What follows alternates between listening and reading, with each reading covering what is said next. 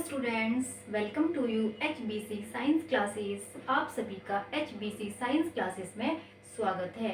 So students, today I am going to discuss NCERT questions from the chapter 2 acid bases and salt. ठीक है, तो आज हम discuss करने वाले हैं NCERT क्वेश्चन चैप्टर 2 से एसिड बेस एंड सॉल्ट्स। ठीक है, और जो ये क्वेश्चन हमारे हैं हमने अभी तक चैप्टर 2 जितना भी पढ़ लिया है। ठीक है, यानी कि हमने इसमें दो टॉपिक कवर कर लिए हैं। एक हमने जिसमें इंडिकेटर्स को समझ लिया है, इंडिकेटर्स जितने भी सारे इसमें दिए हुए हैं।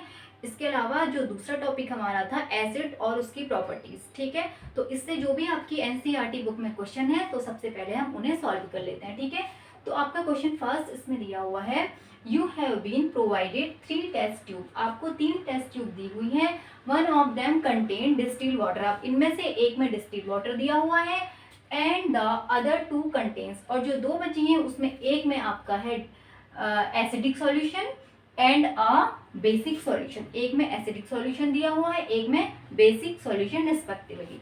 If you are given only red litmus paper, अगर आपको सिर्फ रेड लिटमस पेपर ही दिया हुआ है, ठीक है, लिटमस पेपर हम पढ़ चुके हैं, इंडिकेटर्स हम पढ़ चुके हैं, ठीक है, उसी से आपका ये क्वेश्चन दिया हुआ है। अगर हमारे पास सिर्फ रेड लिटमस पेपर ही है, how will you identify the contents of each test tube, यानी कि तीनों टेस्ट ट्यूब में कौन सा सॉल्यूशन है, हम कैसे आइडेंटिफाई करेंगे। हमारे पास सिर्फ रेड लिटमस पेपर ही। अब आप जानते हैं कि लिटमस पेपर क्या होता है। लिटमस पेपर ही क्या करता है, जो हमें क्या बताता है, एसिड और बेस के बारे में बताता है। ठीक है, ये एसिड और बेस को क्या करता है, आइडेंटिफाई करता है। ठीक है, तो अब देखिए, अब यहाँ पे सिर्फ रेड लिटमस पेपर ही है। वहाँ पे आपको बताया है, वहाँ पे आपको समझाया था कि क्या है, रेड लिटमस क्या करता है, एसिड के सॉल्यूशन के साथ या बेस के सॉल्यूशन के साथ। ब्लू लिटमस क्या करता है, एसिड के सॉल्यूशन के साथ और बेस के सॉल्यूशन के साथ और न्यूट्रल के सॉल्यूशन के साथ, यानी कि डिस्टिल्ड वाटर के साथ। ठीक है, अब देखिए हम 3 टेस्ट ट्यूब यहाँ पे ले लेते हैं। मान लीजिए एक टेस्ट ट्यूब ये है, इसमें जो हमारा दिया हुआ है एसिडिक सॉल्यूशन है। ठीक है, सेकेंड टेस्ट ट्यूब ये है, इसमें हम ले लेते हैं बेसिक सॉल्यूशन,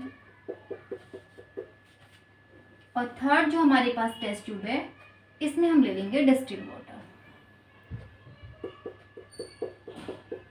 इसे लिख भी लेते हैं, इसमें हमारा है एसिडिक सॉल्यूशन।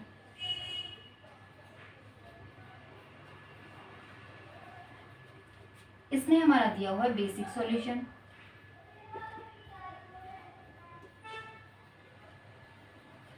अब इसमें हमारा है डिस्टिल्ड वाटर।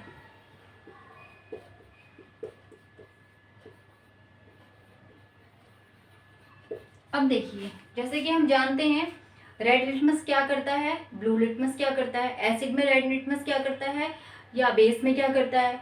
ब्लू जो लिटमस है एसिड के साथ क्या करता है और ब्लू के साथ क्या होता है। ठीक है, इसका जो आप जाते लिटमस पेपर जो होता है अपना कलर चेंज करता है। ब्लू वाला रेड होता है, रेड वाला ब्लू होता है। आप ये जानते हैं किस सॉल्यूशन में होता है। अब देखिए, एसिड में जो होता है ब्लू लिटमस रेड हो जाता है। ठीक है, एसिड के साथ ब्लू लिटमस रेड हो जाता है। बेस के साथ रेड लिटमस ब्लू हो जाता है। ठीक है, रेड का ब्लू होता है वो बेस होते हैं। बाकी जो न्यूट्रल सॉल्यूशन होते हैं उनमें इसका कोई फर्क नहीं पड़ता, ये अपना कलर चेंज नहीं करते हैं। ठीक है, अब देखिए एसिड सॉल्यूशन हमारे पास सिर्फ क्या दिया हुआ है, रेड लिटमस ही दिया हुआ है। अब हम इसको सबसे पहले हम जानते हैं, अगर हम तीनों में चेक करेंगे, अगर हम हमारे पास रेड लिटमस है, अगर हम उसको एसिड में डालते हैं, अब जानते हैं कि रेड लिटमस जो है वो एसिड में उसका कोई फर्क नहीं पड़ेगा, रेड का रेड ही रहेगा, क्योंकि एसिड को जो आइडेंटिफाई कौन करते हैं, ब्लू लिटमस करते हैं। ब्लू रेड हो जाएगा तो इसका मतलब वो एसिडिक सॉल्यूशन है। अब हमारे पास तो सिर्फ रेड ही लिटमस है।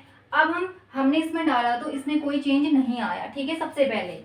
अब उसके बाद देखिए, इसमें अगर हम डालते हैं रेड लिटमस को, ठीक है, रेड लिटमस को हमने इसमें डिप किया। अब रेड लिटमस में क्या हो जाएगा, ये हो जाएगा टर्न ब्लू, टर्न ब्लू। ठीक है, यानी कि बेसिक सॉल्यूशन ने क्या किया, जो बेसिक सॉल्यूशन है वो रेड लिटमस को ब्लू कर देगा। ठीक है, अब हमें पता भी चल के हमारे पास सॉल्यूशन तो है, हमें पहले ही दिया हुआ है कि एसिडिक है, बेसिक है और डिस्टिल वाटर है, वो हमें दिया हुआ है, बट हमें लिटमस बताना है। हमारे पास एक ही लिटमस है, हम कैसे उसको आइडेंटिफाई करेंगे? तीनों जो टेस्ट ट्यूब में सॉल्यूशन दिए हुए हैं। अब देखिए जो बेसिक सॉल्यूशन है उसमें रेड लिटमस क्या हो गया है? ब्लू हो गया है। अब देखो हमारे पास यहाँ पे हमें ब्लू लिटमस मिल गया है। ठीक है, ब्लू हो गया, ब्लू लिटमस हमें मिल गया है। अब हम इसमें चेक कर सकते हैं। फिर से हमने क्या किया, इस सॉल्यूशन में इस ब्लू लिटमस को डाला हमने। ठीक है, अब हमारे पास ब्लू लिटमस है, इसको हम इसमें डिप करेंगे। अब ये वाला जो ब्लू लिटमस है एसिडिक सॉल्यूशन में क्या हो जाएगा? रेड हो जाएगा। ठीक है, ये ब्लू लिटमस है, ये एसिडिक सॉल्यूशन में आप क्या करेगा? ये रेड हो जाएगा। ठीक है, अब उसके बाद हमने चेक करना डिस्टिल वाटर में। अगर डिस्टिल वाटर में चाहे हम ब्लू डालें चाहे हम रेड लिटमस को डालेंगे तो दोनों ही लिटमस का कलर चेंज नहीं होगा, क्योंकि हम जानते हैं कि ये जो सॉल्यूशन होता है कैसा होता है? न्यूट्रल होता है। ठीक है, न्यूट्रल में एसिड और बेस दोनों का फर्क नहीं पड़ता है। तो चाहे हम रेड लिटमस को डालें चाहे हम ब्लू को डालें, ठीक है, तो वो अपने चेंज नहीं चेंज होते हैं, नो चेंज। ठीक है, तो आई होप आपको ये क्वेश्चन समझ आया होगा। ठीक है, तो चलिए चलते हैं अब नेक्स्ट क्वेश्चन पे। ठीक है, क्वेश्चन 2। अब देखिए क्वेश्चन 2 क्या है? A solution reacts with crushed egg shell. एक सॉल्यूशन है वो किससे रिएक्ट करता है? Crushed egg shells. अब देखिए क्रस्ट एग सेल क्या होता है? कुचला अंडा, या अंडे का हम छिलका कह सकते हैं। जो अंडे का जो छिलका होता है बाहर का, उससे क्या करता है? रिएक्ट करता है टू गिव अ गैस, एक गैस देता है। ठीक है, उससे गैस निकलती है, यानी कि एक सॉल्यूशन है, उसने किससे रिएक्शन किया है? क्रस्ट एग सेल से रिएक्शन की है, और वो हमें क्या देता है? गैस देता है that turn lime water milky, जो लाइम वाटर को मिल्की कर देती है। वो गैस जो है वो क्या कर रही है? लाइम वाटर को मिल्की कर रही है। The solution contains. अब देखिए वो सॉल्यूशन क्या है, किसका सॉल्यूशन है, कौन सा सॉल्यूशन है जिसने क्रस्ट एग सेल से रिएक्शन की तो एक गैस निकाली, और वो गैस जो इवॉल्व हुई उसमें से उसने लाइम वाटर को क्या कर दिया है? मिल्की कर दिया। ठीक है, तो चलिए इस क्वेश्चन को समझते हैं। अब इसमें आपके ऑप्शन भी दिए हुए, ऑप्शन आपका है NaCl, HCl, LiCl and KCl। अब हमने समझना है क्वेश्चन को। ठीक है, अब क्वेश्चन क्या दिया हुआ है? एक सॉल्यूशन दिया हुआ है। ठीक है, इसको लिख लेते हैं। एक सॉल्यूशन है, उसने जो रिएक्शन की है crushed egg sales, crust egg sales. ठीक है, इससे इसने रिएक्शन की है, और रिएक्शन करने के बाद एक इसने रिलीज की है गैस, और ये जो गैस है इसने क्या किया है? लाइम वाटर को मिल्की कर दिया है। ठीक है, इसे ये भी लिख सकते हैं टर्न लाइम वाटर मिल्की। इस गैस ने लाइम वाटर को मिल्की कर दिया। अब हम जानते हैं ऐसी कौन सी गैस है जो लाइम वाटर को मिल्की कर देती है? वो गैस होती है कार्बन डाइऑक्साइड। ठीक है, ये रिएक्शन हम पढ़ चुके हैं एसिड की प्रॉपर्टीज में। ओके, अब देखिए ये गैस जो होती है कार्बन डाइऑक्साइड गैस होती है। अब दूसरी बात है क्रस्ट एग सेल। ठीक है, क्रस्ट एग सेल जो होता है यानी कि जो अंडे का छिलका होता है वो बना होता है कैल्शियम कार्बोनेट का। ठीक है, अब वो सॉल्यूशन क्या है? उस सॉल्यूशन ने क्या किया है? इससे रिएक्शन की है। अब देखिए एक गैस निकाली है। अब ये हमें पता है ये होता है आपका क्रस्ट एग सेल जो बना होता है, ये है CaCO3 का।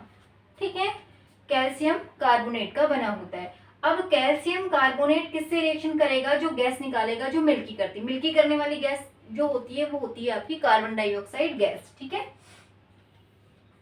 कार्बन डाइऑक्साइड तो गैस निकल ली है, एक इसमें से गैस निकल ली है CO2, और एक वाटर का मॉलिक्यूल निकलता है। ये अब बात आई यहाँ पर एसिड की, यानी कि एसिड जब मेटल के कार्बोनेट से रिएक्शन करता है, हमने एसिड की प्रॉपर्टीज पढ़ी थी, एसिड मेटल के कार्बोनेट से रिएक्शन जब करता है तो उसमें से निकलती है कार्बन डाइऑक्साइड गैस। ठीक है, अब है एसिड। अब एसिड में देखेंगे कौन सा ऐसा एसिड होगा। अब ऑप्शन भी हमारे पास दिए हुए हैं, ऑप्शन इसमें है NaCl। NaCl आपका एसिड है नहीं। एक है हाइड्रोक्लोरिक एसिड। एसिड ये हमने वहां पे पढ़ा भी हुआ था, ठीक है, हमने एसिड की प्रॉपर्टीज में हाइड्रोक्लोरिक एसिड की रिएक्शन करवाई थी वहां पे। LiCl और आपका एक KCl दिया हुआ, ये तो है नहीं आपकी।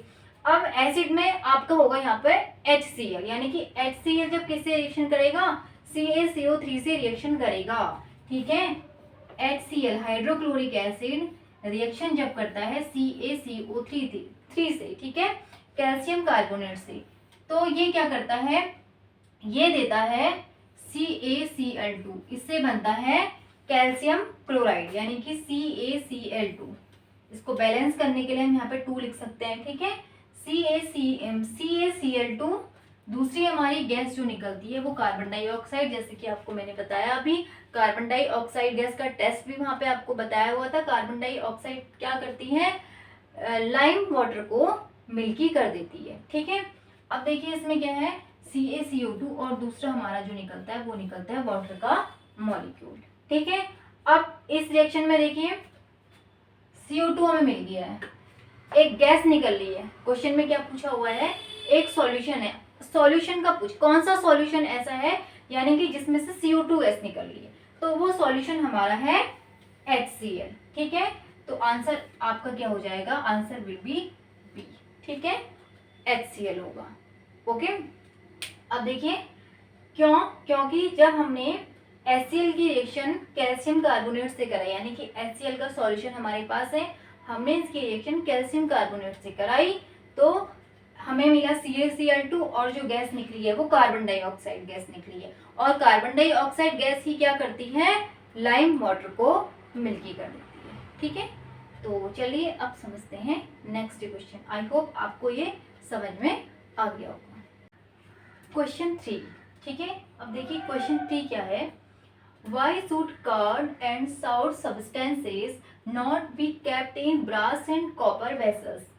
ठीक है, क्वेश्चन देखिए क्या है कि हमें कर्ड या कोई भी खट्टे जो पदार्थ होते हैं वो हमें ब्रास और कॉपर वेसल यानी कि तांबे और पीतल के बर्तनों में नहीं रखना चाहिए। यानी कि कोई भी खट्टी चीज हो या जैसे दही है, हमें किसी भी कॉपर और ब्रास के बर्तन में नहीं रखनी चाहिए। क्यों नहीं रखनी चाहिए, ठीक है। अब देखिए हम जानते हैं कि जैसे कि brass and copper, brass and copper दोनों क्या होते हैं, यानी कि तांबा और पीतल दोनों ही मेटल के बने होते हैं, दोनों ही क्या होते हैं, मेटल होते हैं, ठीक है। अब बात आई कर्ड की। कर्ड तो हम जानते हैं खट्टा होता है यार, साउर सब्सटेंसेस में लिखा हुआ है, यानी कि खट्टी चीजें, जितने भी खट्टे पदार्थ होते हैं उनमें क्या पाया जाता है, एसिड पाया जाता है।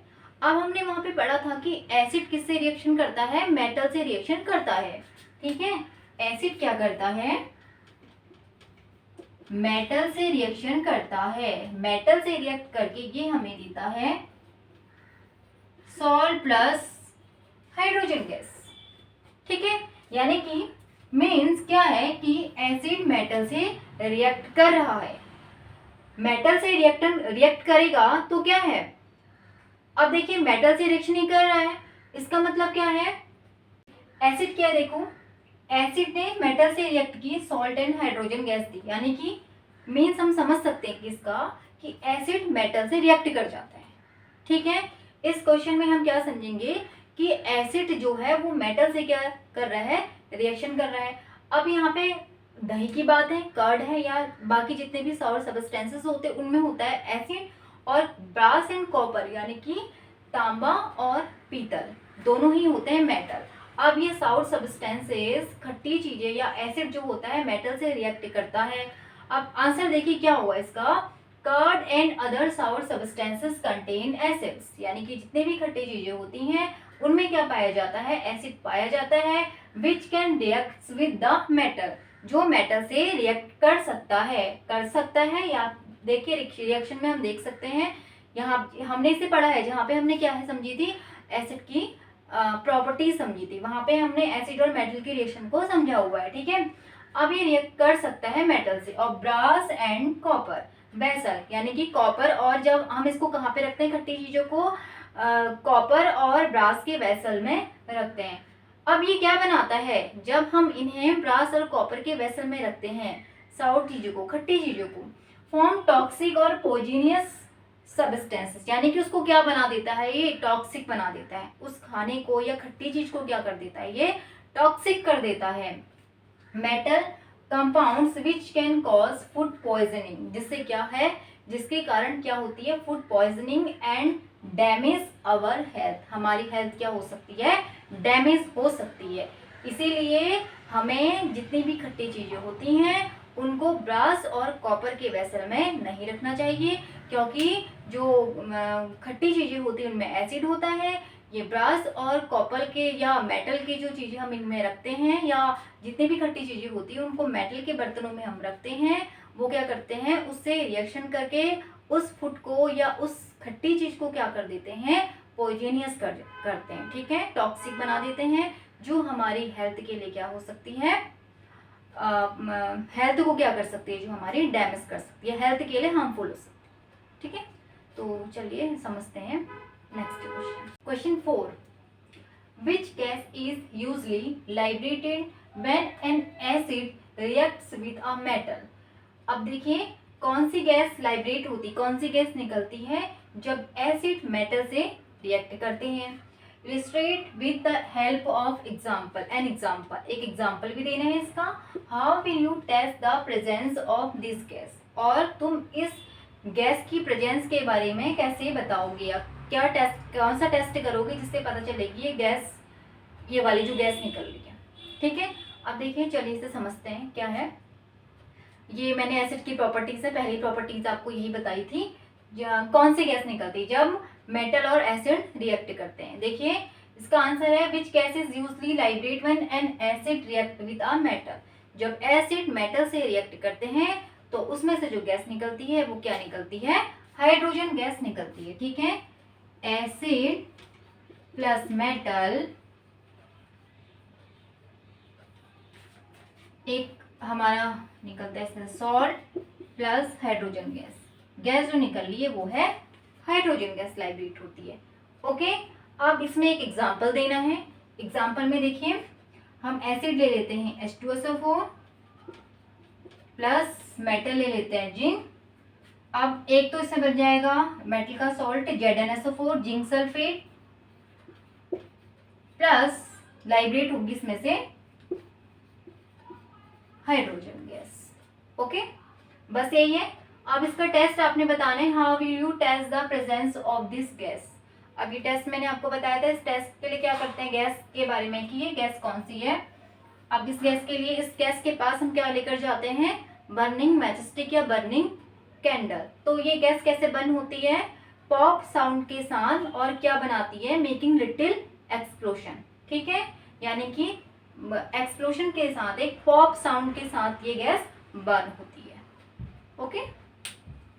आई होप आपको ये समझ आया होगा।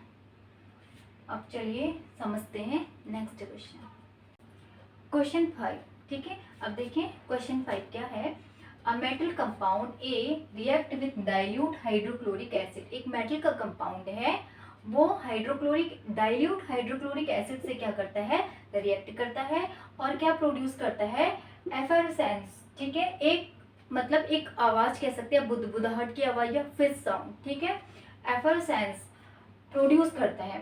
The gas evolve extinguish a burning candle, और जो गैस निकलती है वो जलते हुए कैंडल को क्या करती है, बुझा देती है, ठीक है।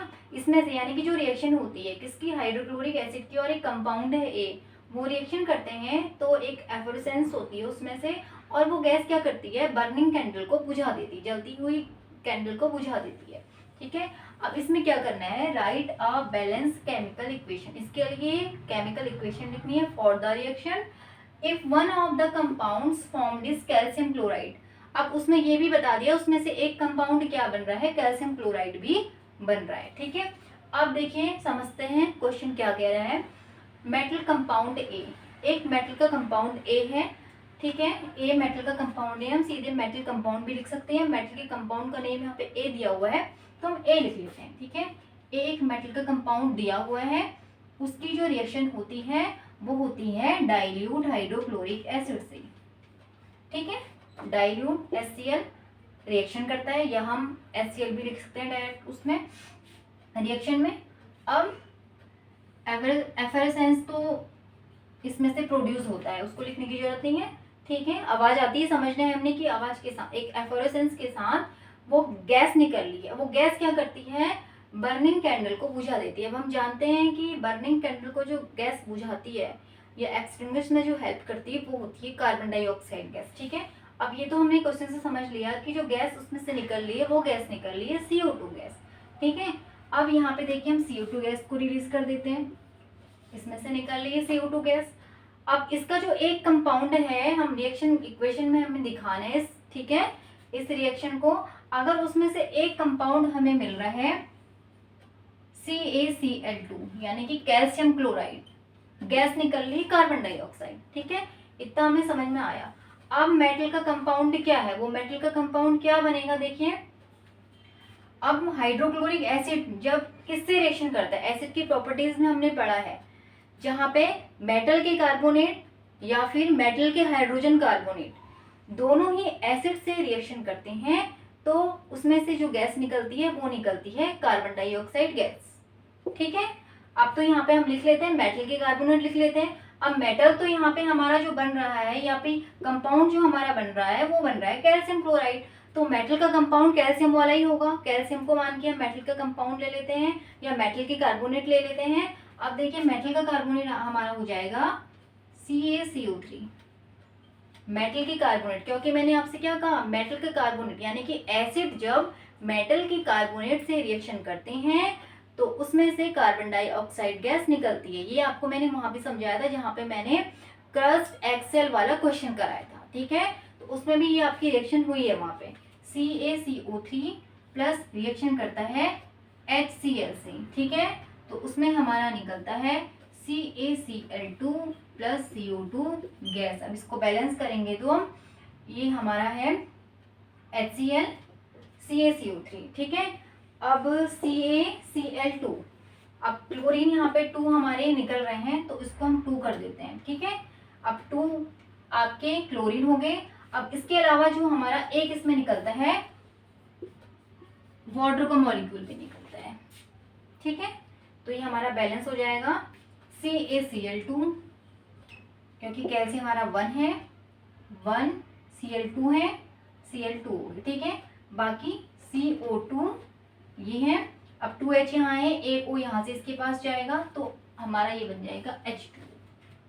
ठीक है, बाकी इसे समझने के लिए, इस रिएक्शन को समझने के लिए आप एसिड की प्रॉपर्टीज देख सकते हैं इससे पहली वीडियो में। ठीक है,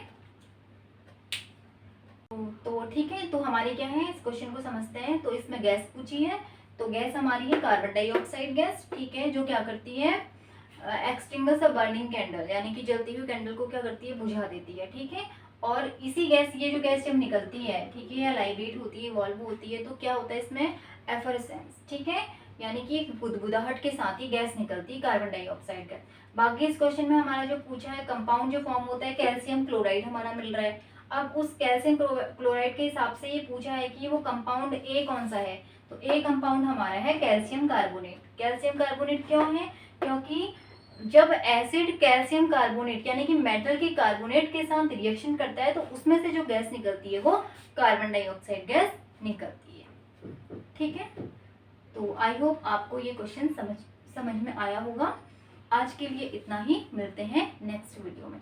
अगर आपको ये वीडियो पसंद आया तो please do like, share and subscribe. Thanks for watching.